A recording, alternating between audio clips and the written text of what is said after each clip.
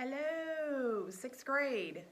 I'm going to be finishing up chapter 9, hopefully, with Ghost. I have permission to read this. Um, where we left off last time was it was about to be Uniform Distribution Day. And I think the last thing that I read for you guys last time was, but Uniform Day changed everything. Uniform Day was the day when Coach was going to give us our jerseys and shorts. He had been talking about this day for 2 weeks, going on and on about how Uniform Day was important because it meant you were officially on the team. It was the last piece to the puzzle, and I wanted that piece. I mean, I had traded running in my jeans for a pair of cutoff scrubs I got from my mom, but that was like running in a pair of drawers. And when I got to sweating, man, straight up gross. So a uniform sounded amazing, an actual uniform. You know, like basketball teams, except for a track team. Yes. Coach showed up to practice carrying the box. He dropped it on the track in front of us as we bent and stretched, getting ready for the usual Technique Tuesday routine. I was going to practice coming off the blocks because it was where I needed the most help. It felt weird not to just stand up straight and run when I heard the whistle, but to bend down and press my feet against that metal thing was way weird. Bring it in, Coach said.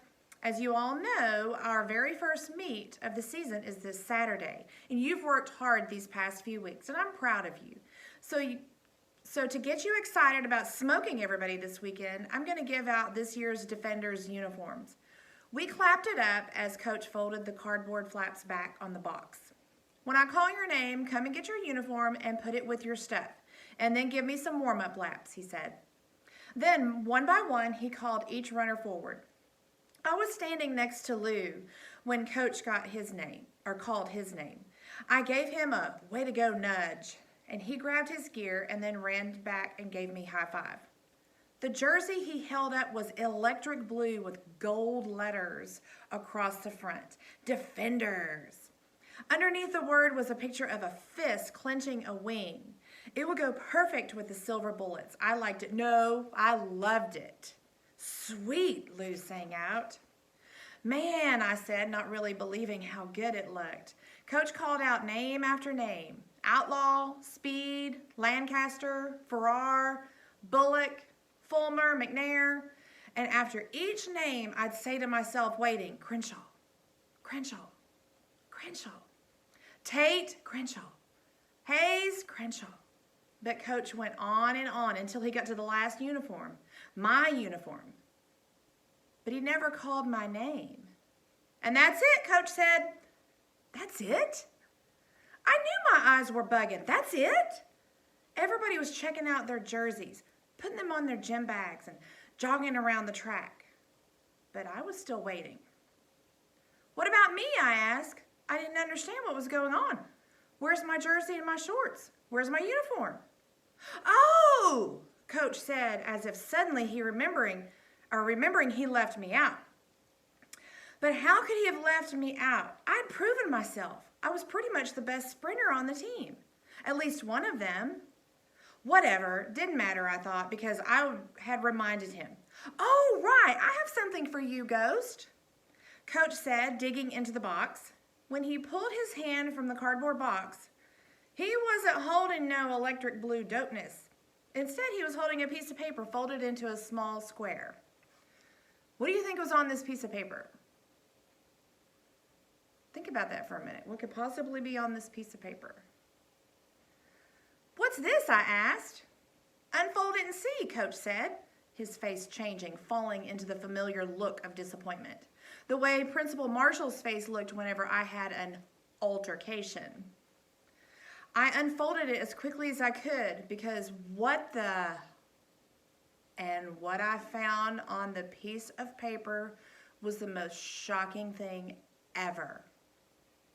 It was a picture of me dashing from the sports store, a close-up of my face, and underneath it in big, red, bold letters, the word shoplifter. I looked up at Coach. My tongue had suddenly turned into stone in my mouth. I couldn't breathe. Like I had just finished running ladders. like I was going to yak up every sunflower seed I had ever eaten. And if there was ever a sunflower growing in me, it definitely was dying right then. I went back to pick up the uniforms at the sporting goods store, and guess whose photo was taped to the window? All right, so what's happened right here? Coach had the uniforms made at the same sporting goods store that Ghost stole the silver bullets from. What a coinky-dink. I didn't say nothing. I couldn't. Guess, Coach insisted, forcing me to say it, but I just couldn't. He snatched the paper back, ripped it into confetti. There's your uniform, Coach said, holding his hand open so I could see the white confetti. And since you can't wear this, he turned his hand over and let the paper fall to the ground like awkward snowflakes. You can't run, so take your silver shoes and have a seat. Wait, Coach, sit, he shouted, pointing to the wooden bench. Everybody looked at me as I started walking, but they weren't laughing, and instead just seemed shocked and concerned, which was probably the only reason I didn't take off running away from the track and off to the basketball court or Mr. Charles's or any place else. Instead, I did as Coach asked, and I sat down. And for the rest of you, mind your business, Coach warned the team. And if I hear anything about this, anything at all, you can give your uniform right back. Am I clear? The team shook about the prospect of having to hand over their sweet jerseys, grumbled, and started their warm-up laps. I stayed right there on the bench the whole practice, and Coach never once looked over at me, not even to check that I was still there. It was like he didn't even care. As a matter of fact, I could have gotten up and left. But that seemed like a bad idea, because I felt like if I left right now, I could never come back. And my life on the track team would be over for good. So I just sat it out and hoped for the best. But I don't know what the best could have been. I was caught. I didn't really think about it. I didn't think it would happen. And even though I'd already told Coach the shoes were a gift from my mom, I still had to tell my mom how I got them at some point. And I'd planned on telling her that Coach got them for me, and then hope and pray that she never thanked him. And when I think about it now, that was the stupidest idea ever. Wow. Anyway, the point is, I wasn't a thief. I mean, I guess I was, but I wasn't a criminal. I'd never swiped anything before. I was just a dude who needed some new shoes to run in. After practice, everybody came over to me, doing the best they could to hold their words in, but sending me all the "what did you do's" with their eyes. They each gave me a fist as they left, and it was like they were giving me my final five. The one that said, "We don't know what's about to happen to you, but hold your head up." The one just before I'd have to walk the plank. "Let's go," Coach threw at me once everyone had left. His words knocked against my chest like knuckles in a two-piece "let's go." I grabbed my bag and followed him to the car. As I opened the back door, he spat, "Up here," delivering 2 more punches to the ribs. He threw everything in the back seat as usual, and then opened the passenger side door. I closed the door and got in front. As we rode through the city, neither of us said a thing. Coach didn't even look over at me or nothing. He just bit down on his bottom lip and occasionally would shake his head like he was picturing the picture of me in that store over and over again. I thought about trying to explain myself, but what was I going to say? I didn't steal them? Yeah, because I did. So I just sat there, and my legs were becoming wooden with fear. When we pulled up to the front of my place, Coach cut the car off and opened the door. "Where are you going?" I asked, because he never got out of the car, except for the time that he had to ask my mom if I could go to the newbie dinner. But that had been weeks ago. The routine was he pulled up front, dropped me off, waited for me to get inside, and then pulled off. But he never, ever got out of the car. What do you think I'm doing, Ghost? I'm going to tell your mother what you did. Oh, no, I fumbled at the handle, trying to get out the door and scramble out of the car. Coach, no, please, I begged. I ran in front of him, holding up my hands as if I were trying to use some kind of a magic force to push him back. Oh, man, I'm sounding like Sonny, but hey, please, please, please, I pleaded. But Coach pushed me aside. He was storming toward the door of my house, and there was nothing I could do to stop him. I grabbed his shirt. Coach! He spun around, and a tattoo I'd never really noticed before peeked from the underneath stretched out part of his neckline. Ghost? He said, and he closed his eyes. I'm going to tell you this one last time. Let me go. His voice was flat, hard, scary. So I let his shirt go, and I put my hands together. I'm guessing kind of like this. Please, Coach, you can't tell my mother.